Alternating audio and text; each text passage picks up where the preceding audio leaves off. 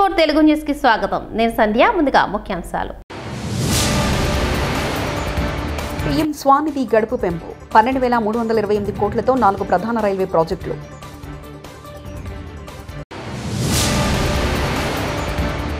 ప్రకాశం బ్యారేజ్కి వరద ఉధృతి 69 గేట్లు ఎత్తివేత.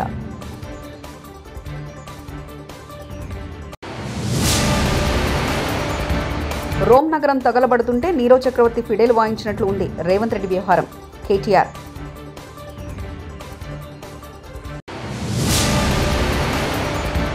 మేడారం వద్ద జంపన్నవాగు ఉధృతి, వంతెనను ఆనుకుని వరద ప్రవాహం. కేంద్ర కేబినెట్ ఇవాళ ఢిల్లీలో సమావేశమైంది. ప్రధానమంత్రి నరేంద్ర మోదీ అధ్యక్షతన జరిగిన ఈ భేటీలో పలు కీలక నిర్ణయాలు తీసుకున్నారు. 4 కొత్త రైల్వే ప్రాజెక్టులు, అమెరికాతో వాణిజ్య వ్యవహారాలు, టారిఫ్లు, ఆర్థిక ప్రణాళికలపై కేంద్ర మంత్రివర్గం దృష్టి సారించింది. మొత్తం 3 గంటల పాటు సమావేశం ముగిసింది. రోమ్ నగరం తగలబడుతుంటే నీరవ్ చక్రవర్తి ఫిడేలు వాయించినట్లు ఉంది రేవంత్ రెడ్డి వ్యవహారమని, భారీ వర్షాల వల్ల కామారెడ్డి పట్టణానికి రోడ్డు మార్గం లేకుండా పోయిందని, మరో 4 రోజులు వరుసగా వర్షాలు పడతాయని హెచ్చరికలు వస్తుంటే రేవంత్ రెడ్డి ఒలింపిక్స్ గురించి, మూసీ సుందరీకరణ గురించి సమావేశాలు పెట్టడం హాస్యాస్పదంగా ఉందంటూ కేటీఆర్ వ్యాఖ్యానించారు. రాకపోకలు ఇటువైపు నుంచి కూడా మొత్తం స్తంభించిపోయిన పరిస్థితి. అంటే దాదాపుగా ఇవాళ కామారెడ్డి పట్టణానికి ఆకాశ మార్గం ద్వారా తప్ప రోడ్డు మార్గం ద్వారా పోయే పరిస్థితి ఈరోజు ఈ నిమిషానికి లేదు. అంత ఉధృతంగా ఒకవైపు పలంచవాగు, మరొకవైపు కుడలివాగు, ఇంకోవైపు మానేరు, మొత్తంగా చాలా పెద్ద ఎత్తున ఈ వరదల విపత్తు ఇవాళ రాష్ట్రానికి వచ్చింది. ఇంకా రాబోయే 4 రోజుల పాటు వర్షాలు విస్తారంగా కురుస్తాయని చెప్పి కూడా వాతావరణ శాఖ చెప్తా ఉంది. రాష్ట్ర ప్రభుత్వానికి మరి ఇంత జరుగుతుంటే, ప్రజలు ఇంత అవస్థల్లో ఉంటే, రాష్ట్ర ప్రభుత్వం ముఖ్యంగా గౌరవ ముఖ్యమంత్రి గారు మాత్రం నిన్ననేమో మూసీ నది సుందరీకరణ మీద వారు రివ్యూ చేసినట్టుగా చూసినాం. ఇవాళనేమో రాష్ట్రానికి ఒలింపిక్స్ ఎట్లా తేవాలని చెప్పి రివ్యూ చేస్తున్నట్టుగా ఇప్పుడే నేను టీవీలో చూసిన. పరిస్థితి ఎట్లా ఉంది అంటే, రోమ్ నగరం తగలబడుతుంటే ఆ చక్రవర్తి ఎవరో ఒక ఆయన నీరవ్ చక్రవర్తి అని ఫిడేలు వాయించుకుంటూ కూర్చున్నాడట. అట్లా రాష్ట్రం వరదల్లో ఉంటే మూసీ సుందరీకరణ ముఖ్యమా, లేకపోతే రాష్ట్రానికి ఒలింపిక్స్ అనే డిస్కషన్ ముఖ్యమా, లేకపోతే ప్రస్తుతం పంట నష్టం ఎంత జరిగింది, ఆస్తి నష్టం ఎంత జరిగింది, ప్రాణ నష్టం ఎంత జరిగింది, ఎంతమంది విపత్తుల్లో ఉన్నారు, ఇది చూసుడు ముఖ్యమా? గతంలో ఒకవైపు ప్రజల ప్రాణాలు పోతుంటే రేవంత్ రెడ్డి ఏమో చూడనట్లుగా మూసీ సుందరీకరణ మీద, ఆటల పోటీల మీద రివ్యూలు చేస్తున్నారు. రోమ్ తగలబడుతుంటే ఫిడేలు వాయించినట్లు ఉంది రేవంత్ రెడ్డి తీరు అని నిన్న ఒక మంత్రి హెలికాప్టర్ అత్యవసర పరిస్థితుల్లో వాడాలని అంటున్నారు. వాళ్ళేమో పెళ్లికి, బీహార్లో రాజకీయాలకు వాడతారు. వరదలో చిక్కుకొని 2 యువకులు మృతి చెందారు. ఇది ప్రభుత్వ వైఫల్యమే. వారు కొన్ని గంటల పాటు కరెంటు పోల్ను పట్టుకొని తమను రక్షించాలని వేడుకున్నారు. సహాయం కోసం ఎదురు చూశారు. జిల్లా కలెక్టర్ అధికార యంత్రాంగానికి సమాచారం ఇచ్చినా వారు పట్టించుకోలేదు. మధ్యాహ్నం కరెంటు పోలు కూడా కొట్టుకుపోయి ఆ 2 యువకులు చనిపోయారంటూ మాజీ మంత్రి ఎమ్మెల్యే హరీష్ రావు వ్యాఖ్యానించారు. వచ్చుకుందామని బయలుదేరి మరి ఆటోలో నడుపుతున్నటువంటి యాదగౌడు, ఆటోలో కూర్చున్న సత్యనారాయణ, ఇద్దరు కూడా ఈ వరదలో ఆటో కొట్టుకుపోయి చనిపోవడం జరిగింది. ఆ ఇద్దరు దాదాపు కొన్ని గంటల పాటు కరెంటు పోలు పట్టుకొని ప్రభుత్వం నుంచి ఏదైనా సహాయం అందుతుందా, హెలికాప్టర్ వస్తుందా, ఎన్డీఆర్ఎఫ్ బృందాలు వస్తాయని 4-5 గంటలు ఎదురు చూశారు. కరెంటు పోలు మీద నుంచి ఫోన్లు కూడా చేశారు. కానీ కలెక్టర్ గారు కానీ జిల్లా యంత్రాంగం ఎవరు స్పందించలేదు.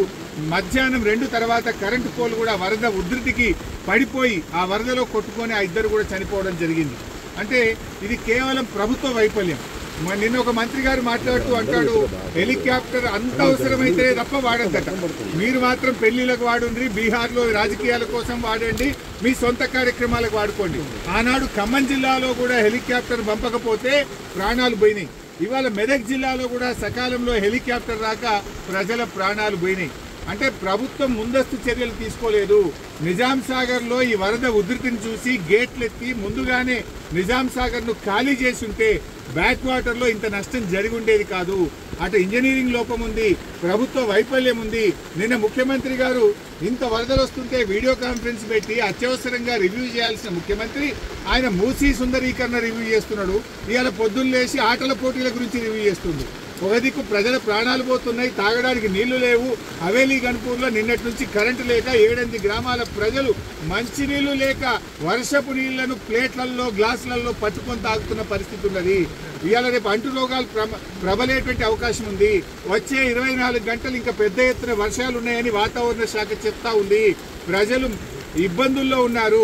ప్రభుత్వం ఇప్పటికైనా మేల్కొని అత్యవసర చర్యలు చేపట్టి ప్రజలను కాపాడుకోవాలి. ప్రజలకు త్రాగునీరు అందించండి. ప్రజలకు అవసరమైన ఆహార పొట్లాలను పంపించండి. హెలికాప్టర్లను అందుబాటులో పెట్టండి. ఎందుకంటే బాగా తడిచి ఉన్నది, ఇప్పటికే నీటి ప్రవాహం ఉంది. ఇంకా వర్షం ఏమన్నా కొద్దిపాటి వర్షం ఎక్కువ పడ్డా కూడా మరి చెరువులు కానీ తెగేటువంటి ప్రమాదం ఉంటుంది. కనుక అన్ని జాగ్రత్తలు ప్రభుత్వం తీసుకోవాలని చెప్పి కోరుతా ఉన్నాం. ఏదైతే పంట నష్టం జరిగిందో ఒక్కొక్క రైతుకు ఎకరానికి 25,000 రూపాయల సహాయం అందించాలని కోరుతున్నాం. చనిపోయిన ఆ 2 కుటుంబాలకు కూడా ఒక్కొక్కరికి 25 లక్షల ఆర్థిక సహాయం అందించాలని కోరుతున్నాం. ఇక్కడే పక్కనే దూప్ సింగ్ తండా ప్రజలు తండాను వదిలిపెట్టి గుట్ట మీద ఉన్నారు. రాత్రంతా కూడా గుట్ట మీదనే ఉన్నారు. వాళ్ళకి మంచినీళ్లు లేవు. మేడారం వద్ద జంపన్న వాగు ఉధృతి, వంతెనను ఆనుకుని వరద ప్రవాహం.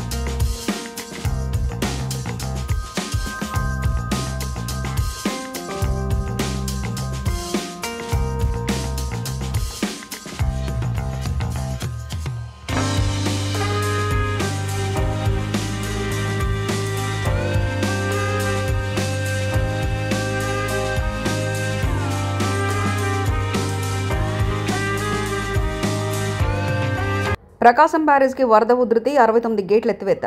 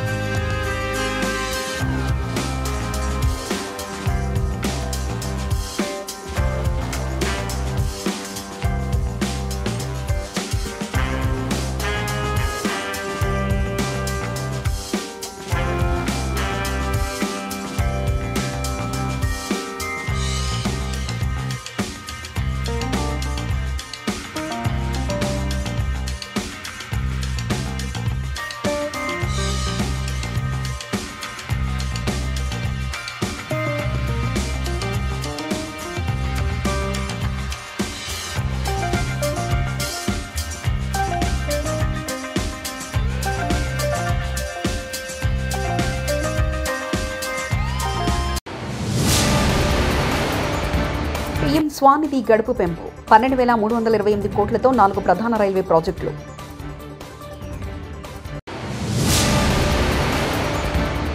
ప్రకాశం బ్యారేజ్కి వరద ఉధృతి 69 గేట్ల ఎత్తివేత.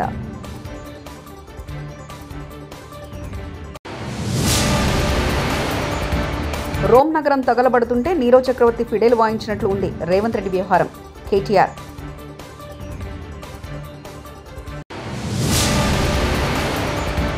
మేడారం వద్ద జంపన్నవాగు ఉధృతి, వంతెనను ఆనుకుని వరద ప్రవాహం.